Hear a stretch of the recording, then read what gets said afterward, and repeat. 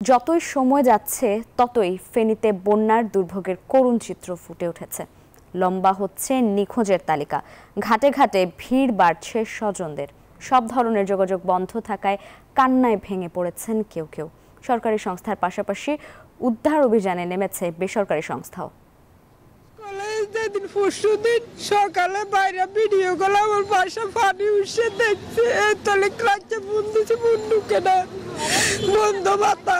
পরশুরামের নোয়াপাড়ার রাবেয়া খাতুনের চোখের পানি পড়ছে পরিবারের ৮ জনকে হারানোর শোকে। ৩ দিন আগে রাবেয়া সর্বশেষ যখন তার পরিবারের সাথে কথা বলেন, তখন তাদের মাটির ঘরটি পানির স্রোতে ভেঙে পড়েছে।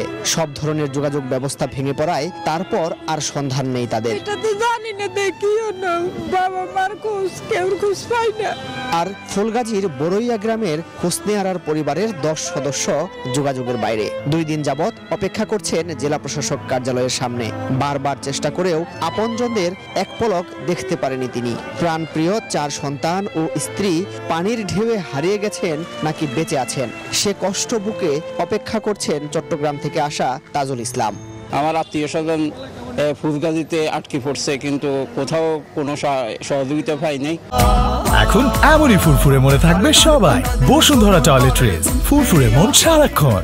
আমার হুতে আছে, বউ আছে, নাতিন আছে, জিজামাই আছে, জি আছে, মা আছে, ভাই আছে, ভাই বউ আছে। আচ্ছা, 4 দিন কোনো খোঁজ খবর নাই। ফুলগাজী পরশুরাম আমার বোন, ওরা 10 জন এক ফ্যামিলির। 10 জনের কোনো ফুলগাজী, ওদের 10 জনের কোনো খোঁজ খবর নাই।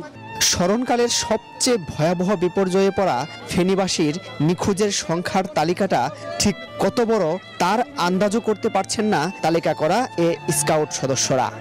অগণিত, হিউজ, মানে ওইটা গণনা করা এখন অনেক কষ্টকর। মানে এটা গণনা করা এখন মানে টোটালি সম্ভব না। তো আমরা ইউনিয়ন ভিত্তিক আপনার যেসব জায়গায় নৌকা পাঠাচ্ছি। নিখোঁজ এসব মানুষকে উদ্ধারে কাজ করছে সরকারি বাহিনীর পাশাপাশি বিভিন্ন বেসরকারি সংস্থা। স্মরণকালের এই ভয়াবহ বন্যা ফেনীবাসীকে যে শুধুমাত্র গৃহহীন বা গৃহবন্দী করেছে সেটি নয়, ফেলেছে মহা বিপর্যয়ে। আর সেই সব গৃহহীন বা গৃহবন্দী মানুষদের খুঁজে যতটুকু জায়গা উঁচু রয়েছে সেখানে ভিড় করছে পরিচিত জনরা। মাসুদ সুমন, নিউজ 24, ফেনী।